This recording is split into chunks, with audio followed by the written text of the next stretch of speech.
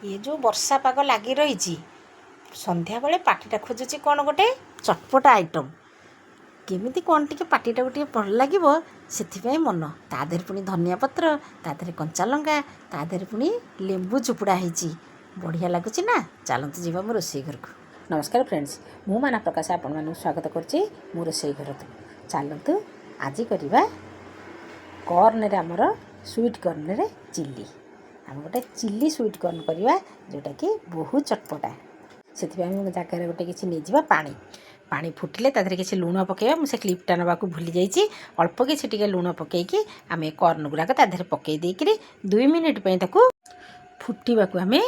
छाड़ीदे। लुण तादेह पड़ी टे फुटीगले से लुणटा भितर को जीव भरी आम अल्प लुण पकईचे आम पछे आ लुण पकईबा ना तेणु आम ताकू गैस टाक आम बंद करदे जमी फुली उठब टे आम बंद करदे। ताकू बंद करके आम गोटे छाणीदे गोटे जाली छाणीदे पानी गुराक जमी तार सब निगाड़ी होपर आम जा नेक्स्ट प्रोसेस को। तादर सब पानी झड़गला आम गोटे थाली की उजाड़दे बड़ जगह गोटे आम उजाड़दे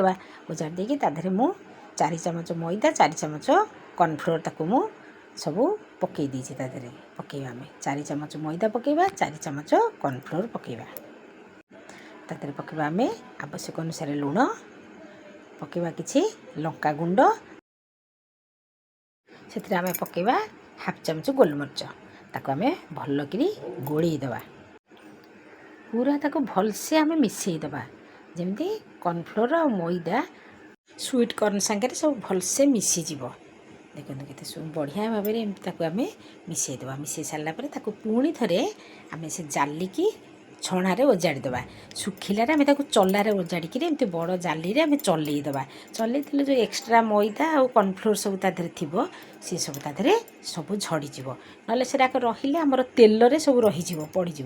तेल गुराक नष्ट हो पोड़ज सब तेणु आम छाणीदे छाणी सारापर एमती सब पूरा खाली स्वीट कॉर्न गुराक बाहरी भर आम तेलटा पूरा जोर गरम करदे पूरा गरम हो गला तापर आम एमती कॉर्न पकईदे पकई देकी गोटे थाली घोड़ईदे कहीं से फुटब पूरा गोटे मिनिट सेकेंड आम 2-3 सेकेंड एमती घोड़ईदेला आउ से फुटब नहीं टिके आम पकईदे तो सांगे सांगे घोड़ईदे। देखो केते सुंदर भाव में छाणी हो जाए केते बड़ बड़ होकर एथिरे आमे जदि खाली भी जीरा गुंड लंका गुंड गोलमरीच गुंड सब पियाज पकईदेले सेटा हो आमर स्वीट कॉर्न आमर अमेरिकन कॉर्न किंतु आमे ताकू करबा आमे एटा को करबा चिल्ली कॉर्न। मुझे खाई गुजरात रे मुड़ू मुड़ू लगुला खट्टा भी लगुला राग भी लगुला बढ़िया भी लगुला। आम नहीं टे तेल तादेह पकईबा कटा रसुण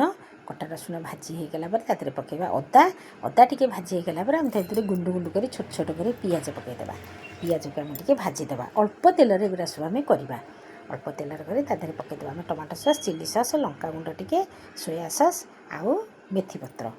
बेसी किसी तामझाम नहीं अति सहज भाव में यहाँ करें। जो कॉर्न आम छाणी रखी केते सुंदर झनझन हो देख से आम से स्वीट कॉर्न को पकईदे पकईदे टे भाजीदे भाजी सारिक देखते केते बढ़िया भाव में भाजी पूरा मोड़ू मोड़िया लगुव बढ़िया लगुव तादेह पकईदे आउ टे टेस्ट बढ़िया आम पकईदे धनिया पत्र।